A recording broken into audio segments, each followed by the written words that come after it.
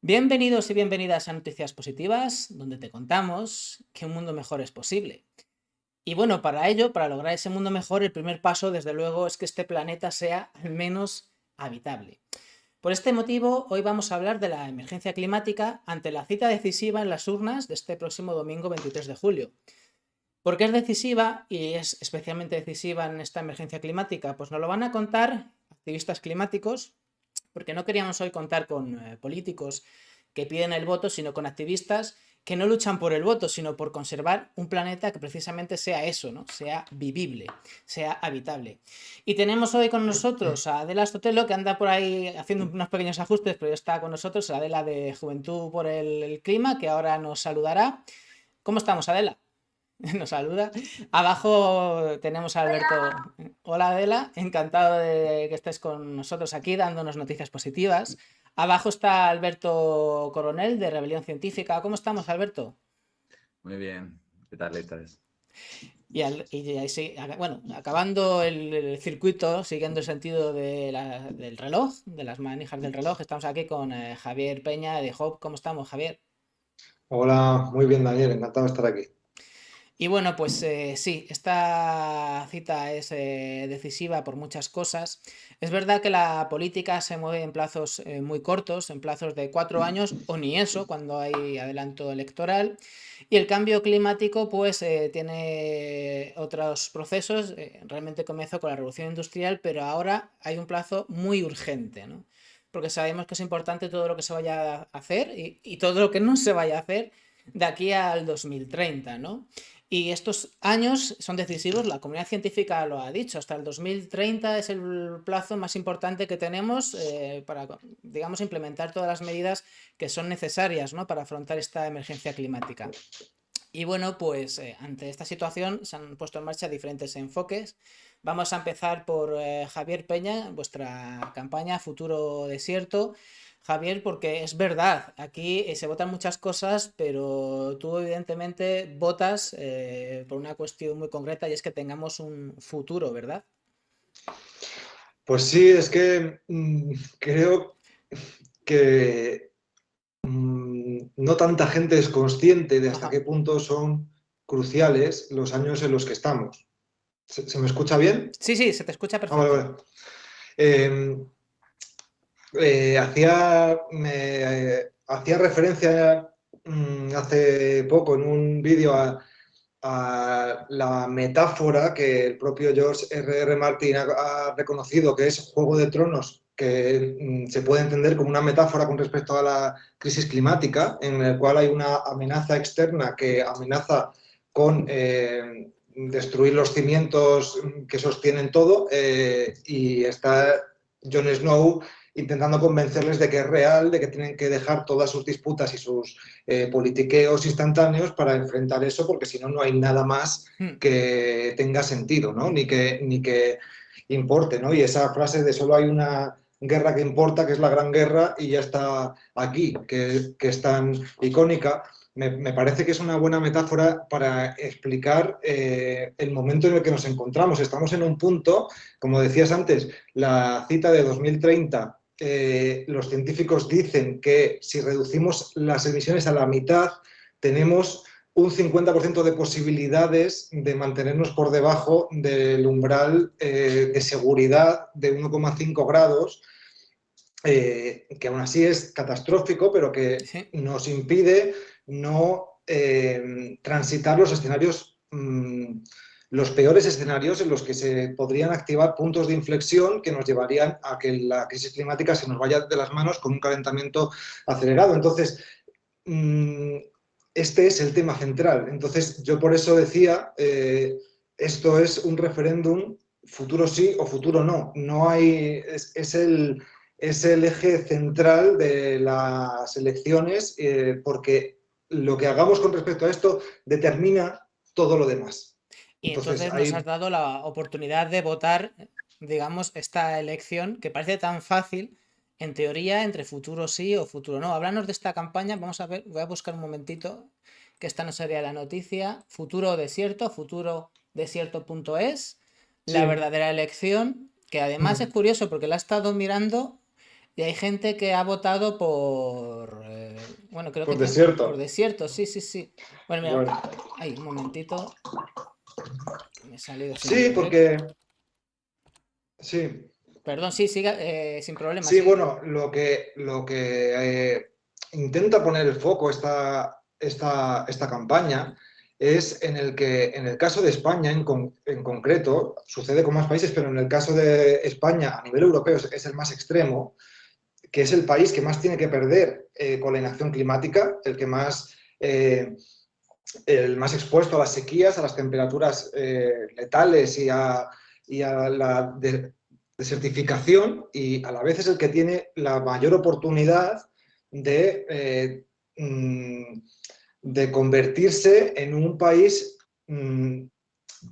que conquiste la soberanía energética a través de Así sus es. posibilidades en renovables, de mejorar la vida de la gente con el aislamiento térmico de las casas, que es una pieza central de la transición verde y que lo tenemos que hacer para reducir el consumo energético y poder vivir mejor, con la transición a la agricultura regenerativa para evitar la desertificación y regenerar los suelos. Es decir, España se puede convertir en un país que abandone el tradicional modelo del sol y playa y el todo viene de China, porque no hay aquí nada o sea, no hay apenas industria, y aprovechar esa transición energética en condiciones ventajosas para ser el país con la electricidad más barata, y que las industrias, que ya está empezando a pasar en muchas partes, se está produciendo un momento de desglobalización en el que las fábricas están volviendo de China a Estados Unidos, y la Unión Europea quiere hacer lo mismo con los aranceles al carbono y las medidas para reindustrializarse,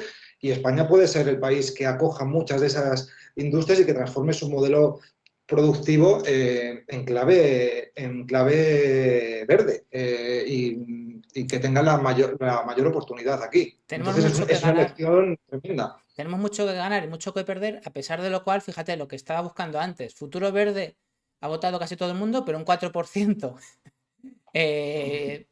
votan Futuro Gris, quieren que España, en lugar de ser puntera en energías renovables, sea un desierto. Evidentemente eso es un voto que tiene que ver con gente pues negacionista, retardista, o que toman partida en esta guerra cultural, que la hay, ¿no? Quiero decir, eso también existe. Es muy obvio lo que tú planteas, Javier, pero tu campaña y cualquier campaña en realidad va a chocar contra esto. Como comunicadores, pues bueno, o sea, digamos, esto sí que es un desierto, ¿no? De alguna manera, porque ¿cómo se convence a esta gente? Bueno, la verdad que hay gente a la que es difícil convencer, pero bueno, es cierto que está virando mucho, y lo que en 2019 era un consenso bastante general en torno a la importancia de hacer frente a la crisis climática. Luego ya en cuanto a las medidas y la ambición, pues ahí surgían muchas cosas, pero estamos retrocediendo hasta el punto de que hay partidos como Vox que niegan que exista la emergencia climática, lo llaman religión climática, y sectores dentro del PP que también lo hacen. Y esto es un retroceso histórico tremendo, que no tiene precedentes. O sea, una de las mayores impulsoras del Pacto Verde Europeo, que con sus limitaciones es un avance muy importante, es Ursula von der Leyen, que es la Sí. representante del Partido Popular Europeo en la Comisión Europea. Es decir, se está produciendo una especie de fagotización por parte de los partidos con discursos negacionistas, que ya estaban desaparecidos, porque es que esto es algo que no se sostiene por ninguna parte, de un partido que es muy importante, y esto es extremadamente preocupante. Vamos a volver a recuperar, antes de pasar a que nos cuente Adela la posición de Juventud por Clima. Es interesante que queden estos puntos de tu campaña, estos 5 puntos positivos, ¿no? Este voto del sí por la soberanía energética, por ser una potencia industrial verde, no por ese Made in de fuera, ¿no? Hogares verdes, que se frene esa desertificación, que no estamos hablando aquí de desierto como metáfora, que No, tengamos en ciudades, absoluto. exactamente, que es de verdad, que tengamos ciudades verdes de aire limpio, y bueno, y todo lo demás, pues eso, petroestados, el Made in, la pobreza energética, el desierto de Europa y muertes por calor y contaminación. Y me decía Javier que eso, que lo del desierto no es una metáfora, ¿no? En esta campaña. Pero si es que estamos viendo, ves los mapas de temperatura del suelo y de temperatura, y es que ves cómo España se convierte en una sucursal del Sáhara. Sí. mapas y estamos viendo ya cómo incluso cultivos extremadamente resistentes a la sequía empiezan a fracasar uno detrás de otro, como los olivares o las plantaciones de cereal o los viñedos. O sea que se está convirtiendo en un problema estructural para la propia seguridad alimentaria del país y del mundo, porque esto mismo está pasando por todo el mundo. Y es que se nos lleva por delante esto. Si no empezamos a restaurar la naturaleza, a la vez que reducimos emisiones, consumo energético, y empezamos a hacer un cambio de modelo, a implantar todas las soluciones que ya tenemos y a transformar la Sí, forma en la que funciona nuestra economía. a ponernos manos a la obra. Y evidentemente esto requiere transformación en todos los sectores y el sector, digamos, bueno, el sector no, la política, las administraciones públicas, las instituciones, pues van a jugar un papel determinante y es necesario también tener esto de cara a este domingo, hay que tenerlo muy en cuenta, ¿no?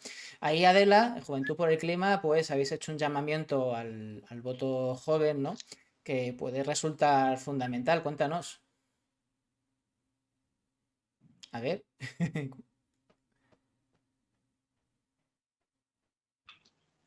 A ver qué tal. No sé si se te oye. Pues no se te oye. No te preocupes, si quieres, míralo y mientras tanto hablamos con Alberto y esa campaña de Democracia por Clima. Tú cuando puedas, Adela, simplemente nos avisas y cuando acabemos con Alberto, pues comenzamos contigo. Pero cuéntanos, Democracia por Clima, Alberto. Yo, corrígeme si me equivoco, evidentemente hay una inquietud ahí, está claro que es una movilización por el clima, pero también es una propuesta política de cambiar la política, no partidista, pero política sí, porque evidentemente quien habla de que estas cuestiones son apolíticas, no son apolíticas, lo que no son partidistas, y para mí yo he leído vuestro manifiesto y es una propuesta de cambio político fundamental, ¿no? No sé si me equivoco, cuéntanos, ¿qué intenta Democracia por Clima? Efectivamente, buenas Daniel. No sé, Adela, si estabas silenciada o no lo estabas, porque veo que apareces. Perdón. Bueno, recuperamos y Sí. si más adelante se engancha, perfecto. Pues efectivamente, Daniel, la idea fundamental de Democracia por el Clima es tratar de blindar el juego político respecto a utilizando como base y como fundamento el conocimiento científico que tenemos de realidad. Es decir, la política debería tener un compromiso normativo con respecto a la realidad, al margen de qué posicionamiento se ocupe cada cual como las distintas formas de enfrentarse a un problema concreto, ¿no? Me gustaría dar, sin embargo, un poco de contexto a las personas que puedan escuchar esto antes de ir directamente a Sí. decir que ha sido la propuesta de Democracia por el Clima, que es que simplemente recordar que después de más de medio año de trabajo, en junio de 2022, la Asamblea Ciudadana para el Clima presentó 172 recomendaciones aprobadas, todas ellas con un consenso mínimo del 87%. Y todas estas medidas son objetivamente eficaces para combatir el calentamiento global y territorial concreto. No es solamente a escala global, sino local, provincial y a la larga, que España sea un país que genere menos, que sea más parte más parte de las soluciones y menos parte del problema.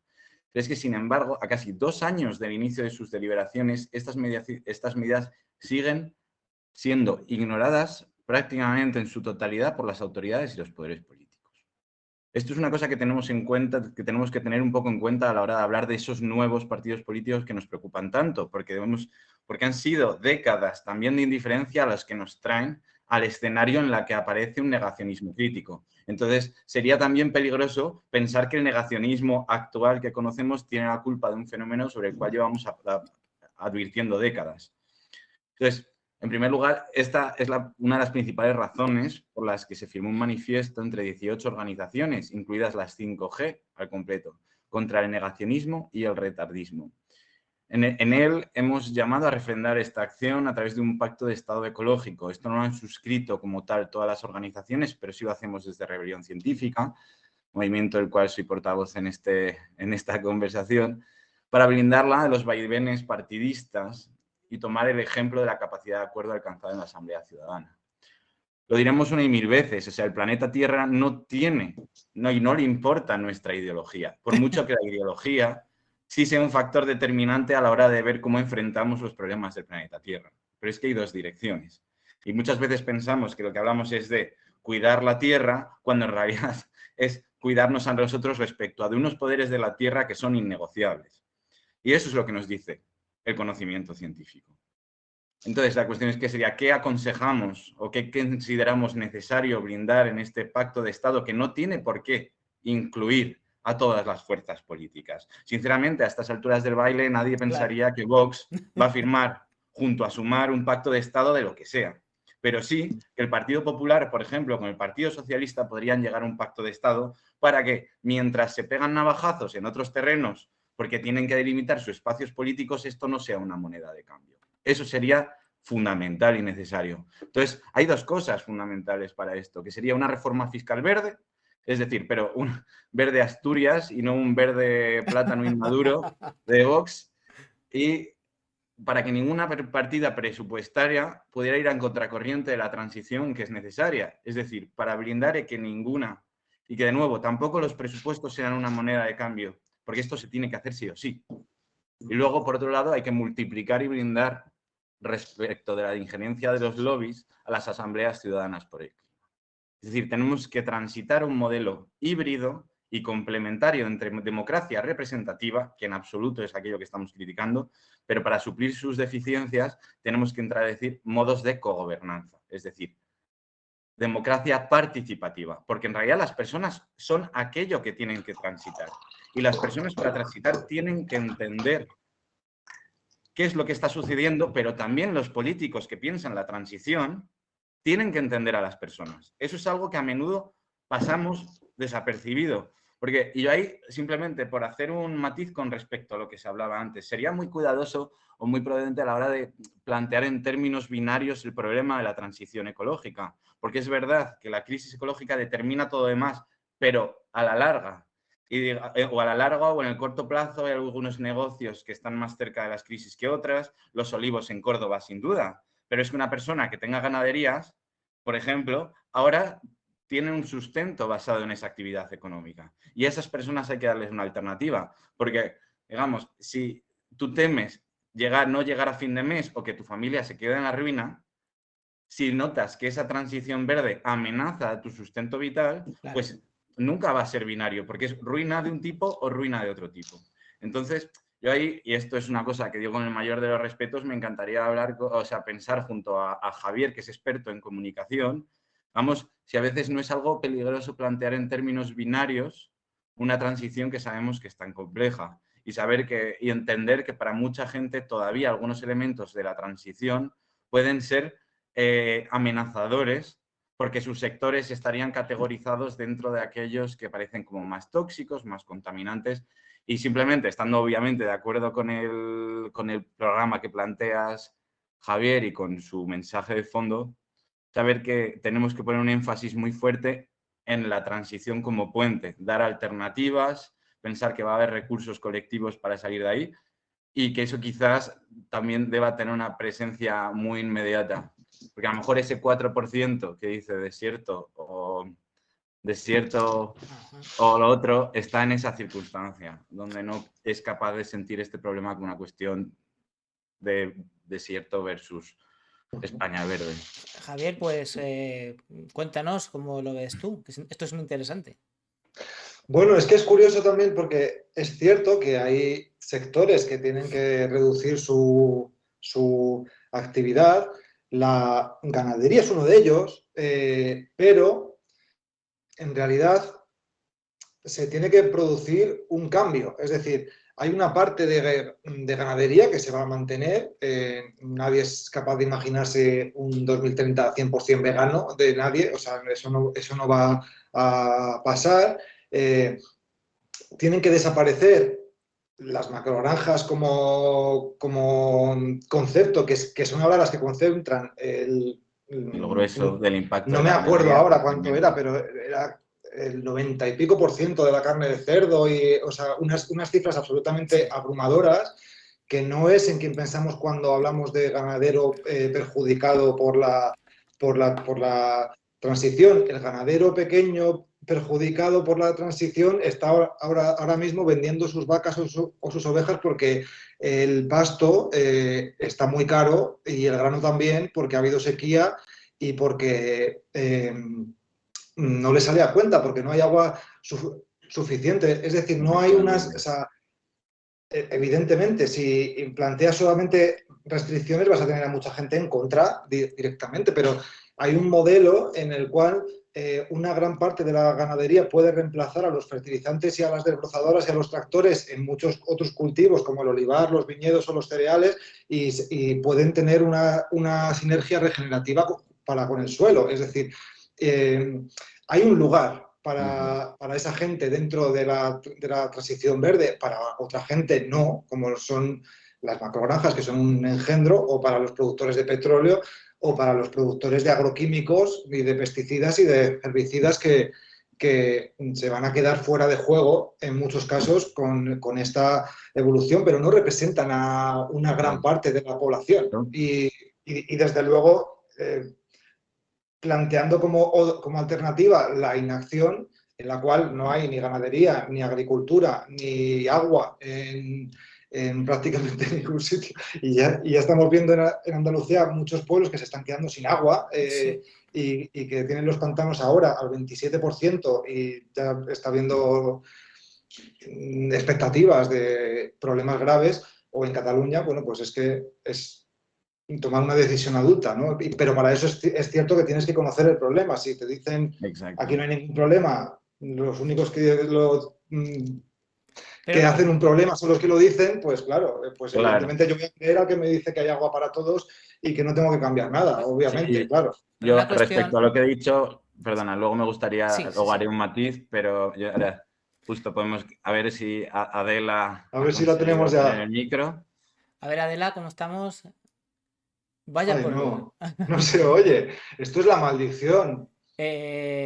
Muchas veces, Adela, en estos casos es conveniente entrar o Entrar y salir. reiniciar o entrar y salir, que como persona que me ha pasado de todo con estas cosas, muchas veces funciona. O si no, ponerte, O buscar unos sin, cascos con micro, Ujú. ¿verdad? Muchas veces. o sin los cascos, a lo mejor, como estabas antes A con ver, el ordenador solo, tampoco. ¿no? O otra opción, O con el móvil. exacto. Ahí estamos. Prueba con el móvil. Prueba con el móvil que va a Bien, ser más fácil. Ok, que muy dice que bien. ahora entra con el móvil. Vale. Que te Pues quería decir, Albert. Bueno, perdón, es que tengo una pregunta, pero primero lo que vas a plantear, Albert, y luego sí, era un matiz, simplemente decir que mi... ¡Epa! Me... No pasa nada. Tú habla que Vale. yo arreglo esto ahora. Sí, yo quería Cuéntame, decir Javier. simplemente que por ejemplo, en Rebelión Científica hemos insistido mucho en la importancia del impacto de la ganadería. O sea, mi comentario, más que relativo a un sector, a este Sí, sí, sector sí. en concreto, y mucho Sí, menos sí. esto, refiere a la importancia de la democracia participativa Ujú. por la importancia de la escucha. Es decir, la defensa radical de Rebelión Científica y de estos movimientos por la democracia participativa es porque en ningún tránsito se puede producir sin que participen las personas llamadas a transitar.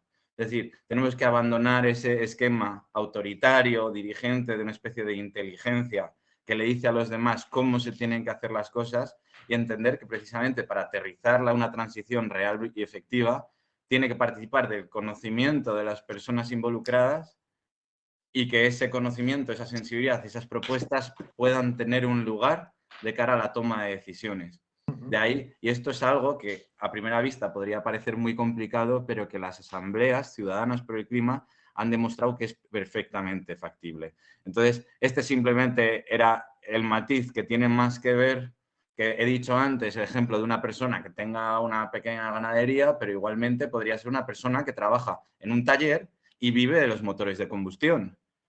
Porque, por ejemplo, si tú desplazas, no es la misma mecánica tú lo que encuentras en unos coches y en otros. Entonces, ese podría ser otro ejemplo, cuando se está hablando de la importancia que tienen los coches de combustión y que tenemos que avanzar a un paradigma de sociedad que no esté basada en el coche de combustión, que esto es esencial absolutamente, pues claro, también hay que decir a la vez que a las personas que dependan de este tipo de actividades no se les va a dejar en una cuneta. Aunque es una cosa que me llama la atención mucho, que lo comparto, pero que Sí. dices, la transición verde va a generar muchos más empleos de los que va a destruir. Esto es una cosa que está estudiada en muchos casos. Y sin embargo, la inteligencia artificial, la automatización de los robots en las fábricas y todas estas cosas, el transporte autónomo que va sin conductor y no sé cuánto.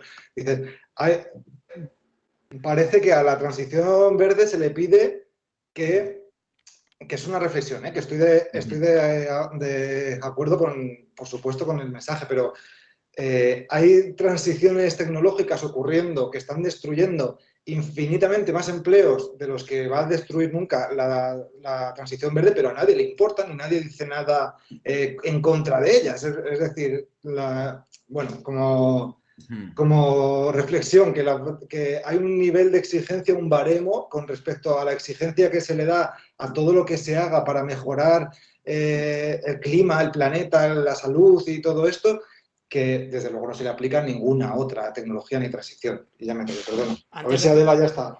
antes de Adela. probar a Adela, simplemente Joaquín Braulio, buen amigo del programa, que nos ha hecho un par de comentarios.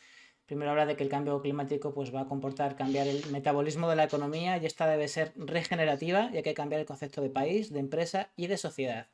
Él dice que a los políticos a eso le tienen miedo, dice que debemos ser, entiendo que como sociedad, innovadores y disruptivos, cosa que los partidos políticos, según Joaquín, no están por la labor porque son estructuras obsoletas y que les da miedo y que prefieren hacer proselitismo barato que ponerle el cascabel al gato. Que te ha salido con rima, Joaquín. Un abrazo. Esperemos que estés bien, que sé que has tenido una pequeña intervención hace poco, pero parece que estás muy bien ya. Y simplemente, Adela, vamos a ver qué tal.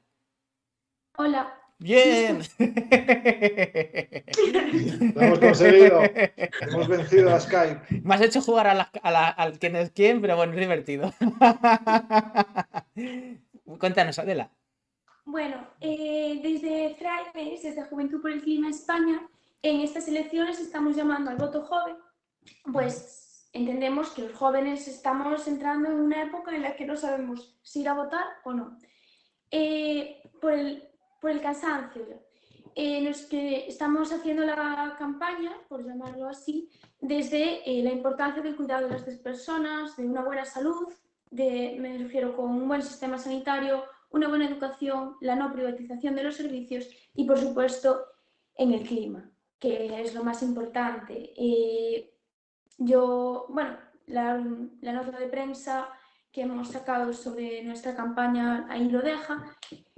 Hemos llevado a cabo la campaña de Vota por Calor, en la que animamos a la gente a votar lo que quiera, porque en Friday somos apartidistas, pero a votar con los intereses, con la vista puesta en las personas, en nosotros, en nuestro cuidado y en el planeta.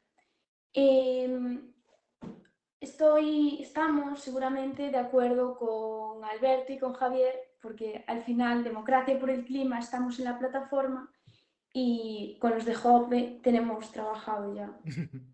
Eso es una cosa muy interesante que me gusta mucho y es que todos estos nuevos no tan nuevos, ¿no? Porque ya lleváis algunos años, ¿no? Extinction Rebellion, Rebelión Científica, Juventud por el Clima, Futuro Vegetal. Hay una relación muy buena de colaboración entre todos. De hecho, es muy normal que muchos de vosotros estáis a la vez en varios colectivos al mismo tiempo, quiero decir. Yo que hace unos años era más guerrillero que ahora no me da la vida con esta vida de periodista freelance que tengo, pero hace años que estaba más metido en movimientos sociales y sé que hay muchos egos y muchas historias entre los colectivos sociales, ¿no? Pero aquí veo una colaboración muy interesante entre colectivos diferentes y estáis dando un paso que yo lo estoy viendo y me gusta mucho, y es que estáis empezando a construir un discurso integral, holístico, donde que no solamente es ecologista y no solamente es climático, sino que se están empezando a abordar todas las cuestiones. No sé si habéis leído el último libro de Naomi Klein, el de En Llamas, un enardecido discurso a favor del New Green Deal, no, del Green New Deal, perdón, que siempre me confundo, en el que ella dice que para cambiar la sociedad necesitamos un movimiento que sea integrador, en el cual todos tengan cabida, ¿no? Por ejemplo, los ganaderos, por ejemplo, las culturas originarias que a lo mejor están amenazadas por un oleoducto, por ejemplo, también perspectiva de género, perspectiva de raza, todas estas cuestiones, ¿no?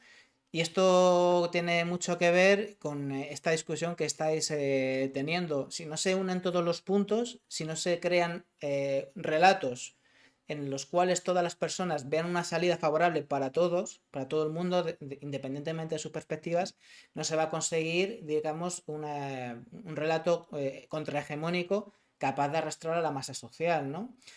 Yo creo que ya estáis en ese camino, no solamente por la colaboración entre vosotros, sino porque veo que está surgiendo pues eso, otra colaboración con colectivos que están no solamente en la lucha climática y se están construyendo narrativas comunes. ¿Es así o es que yo soy muy optimista? Eh, Sí, yo, yo creo que es así. Ayer tuvimos la rueda de prensa de Democracia por el Clima, en la que estuvimos diversos colectivos. Alberto estaría por ahí o sabe de lo que hablo. Sí, sí. Hemos creado una narrativa conjunta, que hay puntos que pueden ser a lo mejor que a unos grupos le fastidian y otros sí que los prefieren, pero partimos de los puntos en común y de lo que nos une para hacer algo grande.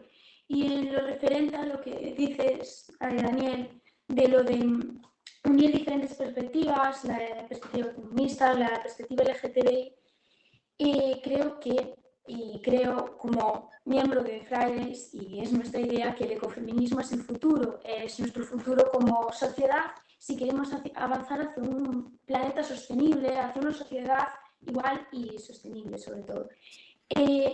Creo que estamos unidos todos en que tenemos que hacer caso a las energías renovables, que tenemos que salvar el planeta y sobre todo tenemos que tener libertad para amar y libertad, pero en el sentido de derechos y de creer en una sociedad capaz.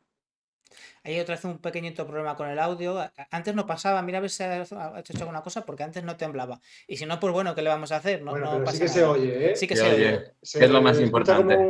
unos golpecillos de vez en cuando, pero sí que se oye. O sea Pues que, Sí. bueno, si no se arregla, Pues tiramos para adelante, tienes toda la razón, Javier. Por seguir avanzando un poco, creo que también es interesante, o sea, lo que queráis, no sé si tenéis algo que abordar o que aportar, mejor dicho, sobre esto último, esta de tejer redes para construir estas narrativas comunes. Lo digo porque me gustaría entrar un poco también, ya que estamos en hacer un poco de balance de la presencia de la emergencia climática, tanto en la campaña como en la última legislatura. Pero no sé si queréis añadir alguna cosa más sobre este último punto que estábamos abordando. Dime, Alberto. Sí, bueno, remarcar que el día de ayer fue un día histórico para el ecologismo en España, porque ya los pactos entre las grandes organizaciones ecologistas son complejos, tienen compromisos distintos, son organizaciones históricas con distintas tendencias. Entonces, el hecho de que se consiguiese, por ejemplo, hacer un pacto de democracia por el negacionismo nos mostró ese mínimo común denominador que además es convergente con el debate que teníamos antes. Es fantástico que la cultura democrática extendida y mejorada pueda ser una base del movimiento ecologista y como punto de palanca de diálogo con todas las fuerzas políticas y con el conjunto de la sociedad civil. Ahora bien, y de ahí entramos de lo político a la política, ¿no? Del sistema político a sus jugadores actuales, conectando con la segunda parte, bueno, nos encontramos claramente con un abanico de posibilidades. Tenemos negacionismo en Vox, tenemos continuismo y retardismo, o sea, tenemos retardismo fundamentalmente en el Partido Popular, con grandes dosis de negacionismo también. Tenemos continuismo, que esto es peligroso porque serían unas fuerzas moderadas en el Partido Socialista. No hay ninguna mención a los combustibles fósiles en su programa. Ni una. Y esto es preocupante, Ni prácticamente una. ninguna. En este Madre sentido no mía. es muy distinto el del PP. Corregidme si me equivoco, estuve mirándolas, pero no bueno, hay una línea marcada que acentúe la centralidad de los combustibles fósiles y creo que sí hay una, más que valentía, yo diría responsabilidad y prudencia en el programa de Sumar, que sí le dedica una importancia mucho mayor a la cuestión de la crisis ecológica. Entonces, veremos, creo que soplan vientos de derechas, tristemente. Vimos un momento reaccionario cuyo que para analizarlo deberíamos seguir estratos históricos, sociológicos del país, ver por qué se está cerrando el ciclo de Podemos, ver cuánto peso tiene la estructura de los medios de comunicación, qué margen tiene España dentro de la Unión Europea. O sea, esto es una maraña de problemas realmente complejos de abordar. Entonces, bueno, ya por no extenderme más, cedo el turno a Javier. Sí, bueno, yo es que justo he estado investigando los programas, que me los he leído bastante porque voy a sacar un vídeo mañana seguramente sacando un poco conclusiones y mira, me gustaría compartir un poco con vosotros. Bueno, es un poco la misma, es un poco parecido el análisis, es cierto que, bueno, el PP es un poco ambiguo, es decir, apuesta por las renovables, pero a la vez pide rebajar los objetivos del Pacto Verde, apuesta por la agricultura sostenible, pero a la vez pide que la principal estrategia europea para la transformación de la agricultura tenga objetivos más moderados y realistas, etcétera. Luego, el PSOE pues va en la línea de lo que se acaba de aprobar en este último año, de 81% de renovables en 2030, reducción de las emisiones un 32%, que es verdad que está dentro del compromiso asignado por la Unión Europea para que la Unión Europea en su conjunto reduzca las emisiones un 55%, y luego está Sumar, que pide un 55% para España, y varias cosas que me han llamado la atención también en cuanto a la rehabilitación energética, de la que se habla muy poco, pero que es absolutamente crucial porque el consumo de los hogares representa en España el 17% de las emisiones y esto es una cosa que se puede reducir drásticamente por reducir la cantidad de energía que necesitamos para mantener una casa a una temperatura buena, tanto de calor como de frío con los programas de aislamiento, como con la transformación de las calderas por bombas de calor que consumen 4 veces menos y no generan emisiones. Y aquí el PSOE tiene una propuesta de rehabilitar energéticamente 500.000 viviendas en la legislatura y Sumar tiene 500.000 al año durante la legislatura. Es decir, Sumar es más ambicioso y es el único programa que habla de agricultura regenerativa, que el resto no lo menciona. Y luego, solamente por ilustrar una cosa que me ha dejado ojiplático, que es la propuesta de Vox con respecto a la rehabilitación energética de edificios, que literal es: rechazamos proyectos globalistas que impulsan los burócratas de Bruselas, que con la coartada del fanatismo climático y la eficiencia energética de los edificios pretende uniformizar la realidad de nuestras ciudades. Es decir, aislar las viviendas y que consuman menos y cambiar las ventanas es un proyecto globalista, fanatista, que nos quiere uniformizar en el bienestar, o no sé qué. Pero me ha dejado alucinado también por el lenguaje, en plan de: ¿va a haber un ministro que vaya a Bruselas y les llame burócratas fanáticos climáticos y no sé cuántos? O sea, ¿en serio? ¿Es la realidad esta? Le siento mucho, es que no sé si es, bueno, dicho, están zumbaos, es lo que pienso personalmente, pero no están zumbaos, simplemente defienden unos intereses muy concretos y además en el negacionismo y el retardismo climático hay auténticos genios de la comunicación y de las relaciones públicas que dan ese mensaje no porque estén zumbaos, que a lo mejor también, sino porque saben de su efectividad. Y son mensajes, mira, después de vuestra tertulia hay una sección que siempre grabábamos, no es en directo, con Pedro Burruezo, de Vida Sana, ¿no? Y me comentaba después de la sección, dice: oh, es que gente ecologista, hay mucha gente ecologista que es negacionista del cambio climático, no lo puedo entender. Saben diseñar un mensaje que parece hasta rebelde, hasta disruptivo, hasta que es lo contrario de lo que realmente es. Es como cuando Donald Trump parecía que protegía a la clase trabajadora, ¿no? Pues en el tema ambiental está pasando lo mismo, ¿no? Entonces, eso hay que ver cómo se combate y no sé, realmente yo no lo tengo claro porque además no solamente hay gente muy brillante, sino tiene mucha pasta. Vamos a decirlo claramente, Javier. Tú con esa serie que ya está ahí, luego nos dirás cuándo sale, tú has tenido que hacer un crowdfunding y moverte mucho. A esta gente le caen millones y millones de dólares de mucha gente. Estamos en desventaja, ¿no? No sé cómo lo veis. Exactamente, claro. A mí me gustaría llamar la atención sobre 2 cosas rápidamente. Una es que a veces hablamos muchísimo de Vox cuando de hecho han tenido importancia marginal. Es verdad que ahora amenazan, su programa es tan estrambótico y escandaloso que parece que dan muchas ganas de hablar con él. También tenemos un problema que es el hecho, por ejemplo, que también el Partido Socialista estaba haciendo una cosa con el Ministerio de Economía y otra cosa con el Ministerio de Transición Ecológica. Y es que no Totalmente. podemos tener con gobiernos de los cabezas. Eso es un problema, yo te voy a decir que históricamente también todavía mayor, porque implica que seguimos hundidos en una racionalidad irracional que implica pensar que la ecología y la economía no están entrelazadas entre sí. Estamos cansados de decir que no puede haber economía en un planeta muerto, no puede haber cosechas en tierras sin agua.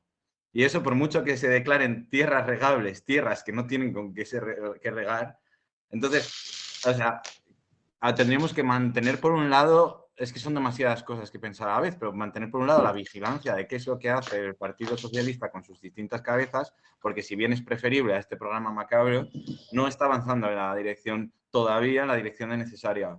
Por otro lado, tenemos que recordar también para pensar por qué Vox hace lo que hace, y con esto cierro mi turno de palabra. Quiero que pensemos rápidamente el contraste que fue el momento de 2008, donde la sociedad española señalaba a los bancos como responsables de los desahucios y de la pérdida de vivienda, y cómo en 2023 esto se ha puesto. Ahora son los ocupas los que dejan a la gente sin casa. Entonces, el odio se ha redirigido desde las élites financieras y bancarias a la sociedad. ¿Y quién va a tener más posibilidades? Pues los inmigrantes, los marginados, los vagos, todos además un discurso de parasitismo social que es totalmente nacionalsocialista. Podemos escuchar una y otra vez escuchando al líder de Desocupa que niega que dice, a mí me llaman nazi, pero es que el lenguaje de la higiene social, de voy a limpiar España, tiene connotaciones de exterminio que no pueden pasar por alto para nadie. Entonces, para entender a Vox tenemos que ver cómo ha sido una pieza fundamental, por ejemplo, para redirigir la rabia y la frustración desde las élites hacia la gente. Y eso es a lo que están jugando. Entonces, es verdad que su programa da igual. Su interés precisamente es cortocircuitar y es un partido de élites ultraconservadoras. Y para defender a esas élites van a decir lo que sea necesario hasta el final. Querían esto, Alberto, me has hecho pensar una cosa, que quiero que me responda Adela, porque nosotros, que más o menos somos, yo tengo ya 43, Javier creo que tiene alguno menos, pero creo que no hay tanta diferencia. Luego va Alberto y la más joven, evidentemente, es Adela, ¿no? Pero sí que creo que hay una progresión porque nosotros, los más mayores, hemos crecido en un ambiente en el que entendíamos que la ultraderecha, los nazis, era algo horrible, era algo que no podía entrar, ¿verdad? Pero Adela, no sé si entre la gente más joven, quizá porque os habéis creado en ese contexto, no sé cómo lo ves tú en tu entorno de gente más joven, si siguen entendiendo que el fascismo no es una opción respetable directamente. Por lo menos yo lo entiendo así, creo que mucha gente de mi generación lo entiende así. ¿Hay un cambio ahí o no? Es una pregunta complicada. Me gustaría decirte que no hay cambio, que todos seguimos creyendo que el nazismo no puede volver a existir. Pero si te tengo que decir la verdad, yo no es la primera vez que escucho comentarios de decir, chico, que te podrían haber matado aquí. Creo que la gente como que ya no se da cuenta de lo que pasó, o que directamente los jóvenes ya ni creemos, no somos capaces de imaginar que alguien pudo hacer tanto daño. Pero yo he llegado a escuchar comentarios de gente de mi edad y con formación de decir, no fue para tanto. Hay que verlo, hay que ver diferentes perspectivas. No creo que haya esa igualdad, y esa igualdad entre generaciones, y es preocupante. ¿Tiene algo que ver? Hace años yo estuve en una fiesta que estuvo esta chica Clara Jiménez, la de Maldita Hemeroteca, ¿no? Y me comentaba hace unos años que ellos alucinaban en colores con la cantidad de vídeos con bulos sobre inmigración que llegaban a los WhatsApps. Pero todos los días era un porrón, ¿no? Los jóvenes, evidentemente, son nativos digitales, no se informan de otra manera, la manera de su tiempo.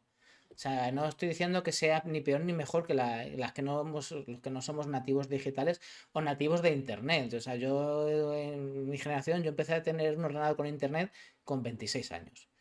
Entonces, claro, es diferente, ¿no? Entonces, también hay un poco ahí, y no sé si eso tiene que ver también con lo que decías antes, Alberto, de que la información va por otros cauces y esas redes sociales y ese Internet que se suponía que iba a permitir la democratización del conocimiento, lo que realmente ha acabado provocando es la extensión de la desinformación. Y, Mm. digamos, lo que decía Adela, es que no lo tenemos claro, es la confusión, ¿no? O sea, en vez de ayudarnos a que haya un mayor conocimiento, una mayor ilustración, porque bueno, la imprenta en el siglo XV, siglo XVI, produjo, sí que se supone que produjo una expansión del conocimiento. Internet debería haber sido algo similar en nuestra época, pero a mayores, a mucha mayor escala. Y en lugar de eso, yo te diría que al revés. No sé cómo lo ves, Alberto, desde tu posición que analizas estas cuestiones. Yo simplemente me gustaría llamar la atención acerca de cómo somos las personas. Las personas podemos decir una cosa y la contraria en función de las emociones que suscita una persona al lado nuestro. Una persona con la que sentimos seguridad y empatía, podemos decir una cosa, pero si de repente se torna en inseguridad y en antipatía, podemos decir como mecanismo de defensa lo contrario. Es decir, que el discurso está subordinado muchas veces a otras cuestiones pulsionales, a otras cuestiones afectivas. Esto es una cosa que está demostradísima y esa es la razón por la cual, por ejemplo, los datos acerca de la crisis climática no cambian las opiniones. Y España, el problema es que es un país muy herido. O sea, antes a veces se habla de la gente de manera peyorativa, pero en este país ha habido mucho dolor, ha habido Sí. mucho odio y no ha habido todavía una regeneración democrática para enfrentarse de dolores, para sanarlo. Y eso sigue siendo todavía de hoy una razón por la que sistemáticamente volvemos al bipartidismo cuando creíamos haberlo superado, es que las heridas nacionales no se cierran con esa velocidad. Entonces, bueno, más que creo que esto sigue estando por debajo del uso de las redes y de la información. A veces parece que las redes sociales o efectivamente, o Internet genera una nueva realidad, pero a veces lo que hace es nuevas formas de canalizar nuevas realidades. Y lo que vemos con el encarnizamiento en Twitter, el odio que se levanta, el desprecio, los insultos, las paranoias en las que se reflejan a veces las acusaciones políticas, tiene más que ver con esto que a veces con la plataforma en sí misma. Entonces yo me pregunto de qué manera podemos incidir en la sociedad para que las redes sociales y estas tecnologías de la información no potencien como un bucle de retroalimentación positiva estos fenómenos de odio y de desconfianza radical que tenemos a veces dentro de esta sociedad. Bueno, el influencer Javier, el gran influencer medioambiental en Sí. lengua castellana, ahí te la dejamos votando. Me parecía muy, muy interesante esto que decías de los datos de por sí no cambian la opinión, sino que están filtrados por la emoción o una cuestión subjetiva de qué me conviene más creer también, ¿no? O cómo me siento yo con respecto a esto, ¿no? Y entonces hay un gran problema que ahora llegaré, que es que la crisis climática y la transición verde se ha conseguido enmarcar dentro del marco, valga la redundancia, de la obligación, el sacrificio, el hacer algo por el planeta, algo como una acción caritativa, ¿no? Entonces mucha gente dice, bueno, pues no estoy yo para hacer acciones caritativas, que bastante tengo yo con lo mío, ¿no? Entonces, con esta cuestión, que está muy potenciada, con esto de la acción climática es restringir libertades, empobrecer a la población, que vivamos peor, etcétera, etcétera, yo creo que se produce una disonancia ahí de, por un lado veo los efectos de la crisis climática y los siento, y por otro lado no me suena nada bien lo que hay que hacer, entonces pues lo bloqueo y bueno, sigo un poco haciendo como si no tuviera importancia o diciendo, bueno, hay alguien que dice también que no es para tanto, pues yo me creo a ese, ¿no? Esta cuestión y un poco la apuesta y la teoría de cambio que estoy decidiendo implementar y que está muy basada en la apuesta de Paul Hawken y del proyecto Drawdown, que son los primeros que han hecho un inventario de todas las soluciones a nuestra disposición, cuantificando sus costes, su escalabilidad, cuánto CO2 podrían dejar de emitir o secuestrar y qué impactos tendría en la sociedad. Han hecho un trabajo excepcional. Y esta teoría viene a decir, básicamente, la crisis climática hace un trabajo de convicción bastante convincente. Otra vez valga la redundancia. Nuestro trabajo principalmente ahora es hacer que la gente le vea las ventajas a abordar una transición verde ambiciosa, porque estamos en condiciones de poder ofrecerlo, dibujar un horizonte más deseable que el de la inacción, dibujar un horizonte en el que la gente se pueda imaginar con una buena vida y con un lugar para sí mismo y de alguna forma bajar a tierra y salir de los discursos aéreos y decir las emisiones, lo que implica la calefacción, la industria, la agricultura, no sé qué, cómo lo transformamos por otra cosa que hay que cambiar, cómo nos afecta y de alguna forma construir ese deseo y esa transición basada en el deseo que de alguna forma desbloquea, porque la mayoría de la gente sabe que hay cambio climático, lo que pasa es que no se traduce en acciones, en votos, en movilizaciones,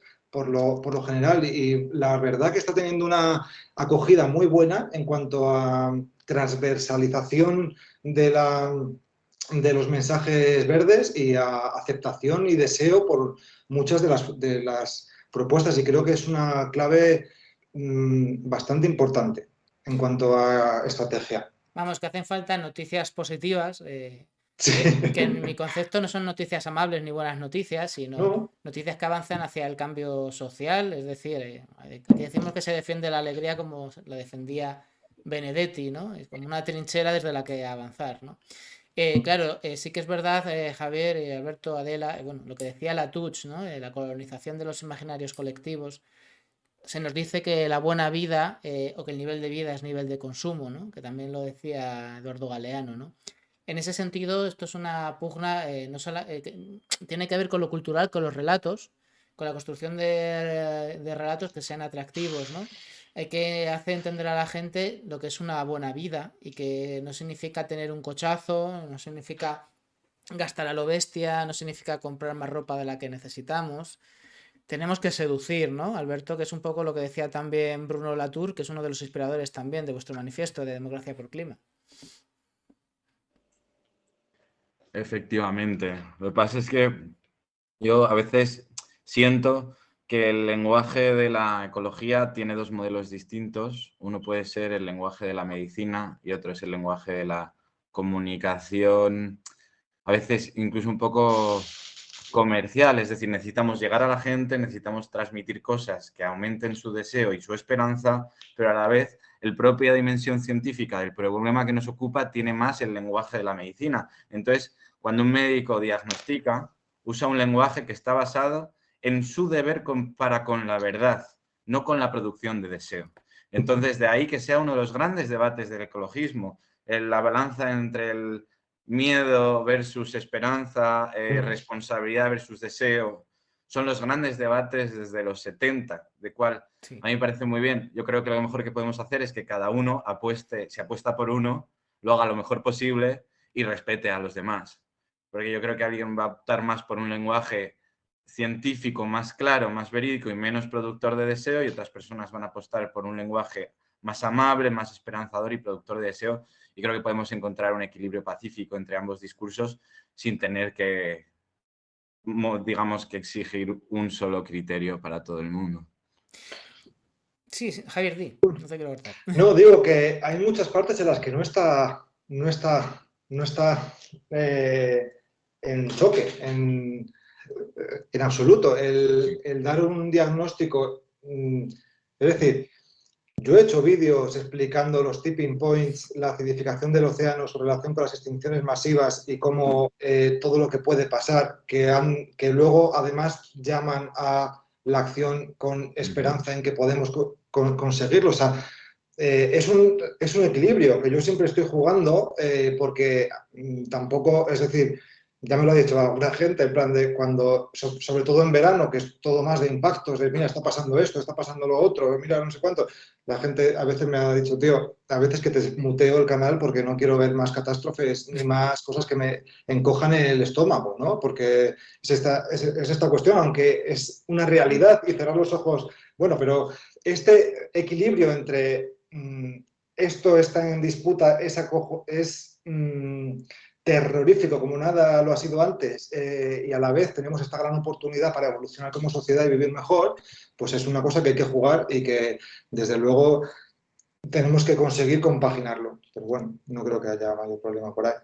Y, Es muy complicado y es el eterno debate. Esto no requeriría una tertulia, requeriría un congreso o varios congresos en los cuales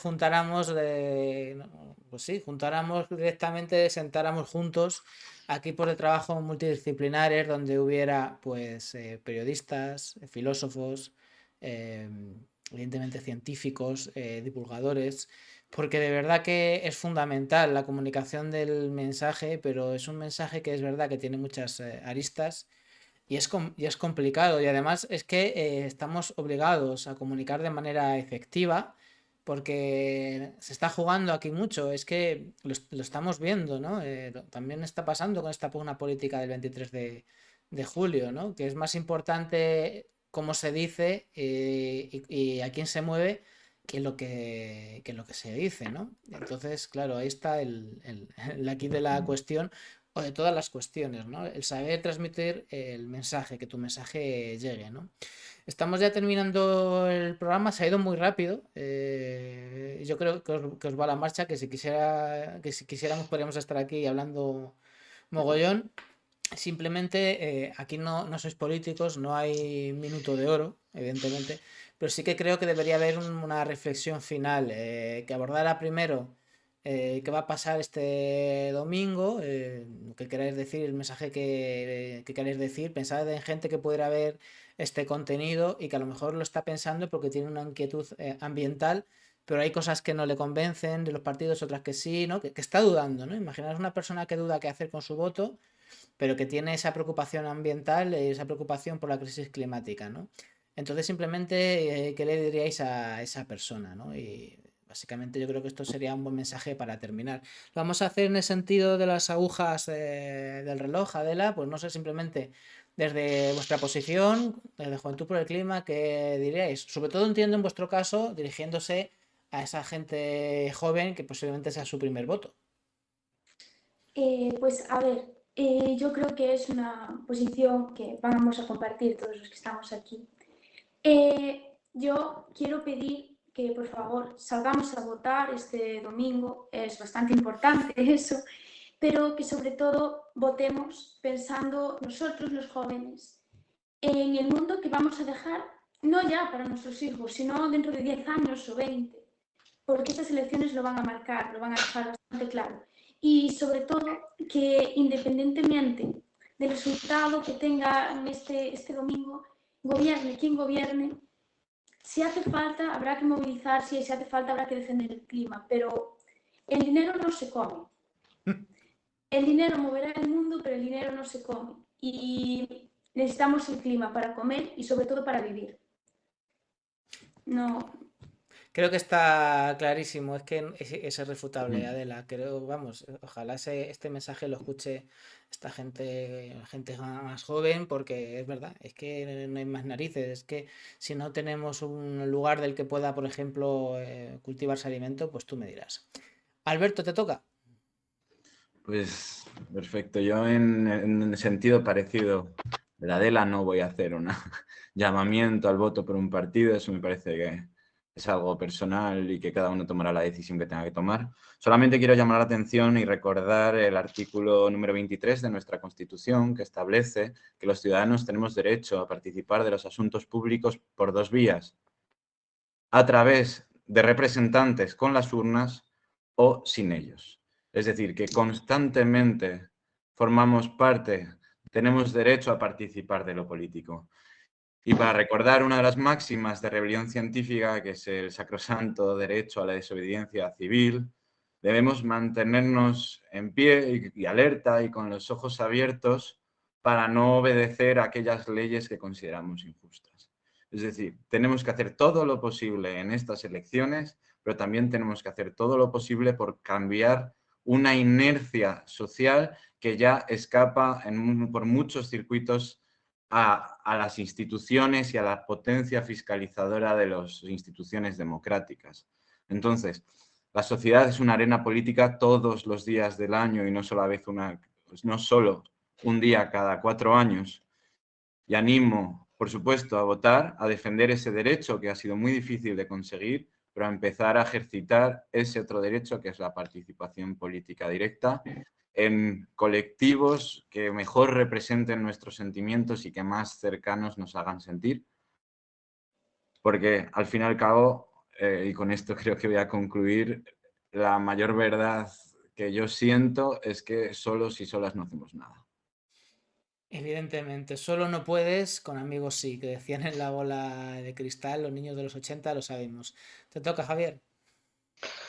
Bueno, la verdad que ya se ha dicho mucho de lo que quiero decir. Yo sobre todo llamar a votar, sí o sí, votar con el clima en la cabeza, votar a la opción que con más ambición climática y medioambiental, movilizar a todo nuestro entorno para que también lo haga y recordar que lo que está en juego aquí excede muchísimo las políticas de izquierdas o de derechas, las leyes laborales, educativas o de cualquier tipo que se puedan aprobar, que te gusten más o que te gusten menos, de izquierdas o de derechas. Esto va de que estamos en los años clave, tenemos que reducir las emisiones sí o sí, al menos a la mitad antes de 2030, y todo lo demás es secundario. Es decir, esto hay que conseguirlo sí o sí. Estamos jugando con nitroglicerina y esto es una cuestión que tiene que estar en nuestra cabeza a la hora de ir a votar y en la que además tenemos todo por ganar como país y como personas con una transición ambiciosa. Entonces, bueno, ese mensaje. Yo creo que ha quedado muy claro, hay que votar con la cabeza y con el corazón. Y también con los pies, ¿no? Si queremos pisar el terreno de una España que no esté quemada, ¿no? Ese país, ese mundo que está en llamas, ¿no? Porque es verdad, esa metáfora de nuestra casa está en llamas, ¿no? Y si queremos tener un lugar que no esté en llamas, pues evidentemente no podemos elegir a pirómanos, debemos elegir a bomberos, ¿no? Porque si no, tú me dirás. Antes de terminar esta tertulia, otro mensajito que nos han dejado la buena gente de Click Koala, que no sé si los conocéis, hacen un pedazo de labor digamos, el fomento del consumo de productos ecológicos y sostenibles, y hacen unos estudios muy buenos también, unas encuestas y unos estudios bastante interesantes, y que dicen que, bueno, que es clave escuchar, ser generoso y empático para integrar, colaborar y sumar. Han dicho sumar ellos, no lo he dicho yo. En fin, Adela, Alberto, Javier, muchísimas gracias por aportarnos luz en unos momentos complicados. Y simplemente espero y deseo que el domingo votemos todas y todos, que votemos bien y, como dice Alberto, más allá del voto seguiremos luchando. Y terminamos esta entrevista. Os doy muchísimo las gracias a los tres porque lo hemos preparado en muy poco tiempo. Y nada, os dejo ahora con la sección que hemos grabado esta mañana con Pedro Burruezo de la Asociación Vida Sana, que además empieza hablando de una cosa muy interesante. Los que tengáis chiquillos o tengáis sobrinos, ¿no? Es interesante porque habla de producto de consumo que comen los niños y que no es nada recomendable. Y entonces es interesante que le echéis un vistazo. Y bueno, pues la gente que estéis ahí al otro lado, pues simplemente deciros y reivindicar eso, que la política no simplemente lo que hacen los partidos políticos, es la gente tomando decisiones y ejerciendo su poder. Y como me dijo una vez un señor, que fue un tipo importante en política, el poder que tú no lo ejerzas, que tú no adoptes, que tú no ejerzas en primera persona, pues alguien lo va a ejercer por ti. Si tú no tomas ese poder, alguien en tu lugar va a hacer política, y a lo mejor contra ti. En fin, lo dicho, os dejamos con Pedro Burruezo y muchas gracias a los tres. Gracias, Daniel. Muchas gracias, un placer. Hasta luego, Hasta luego, nos Javi. vemos. Hasta luego, Adela.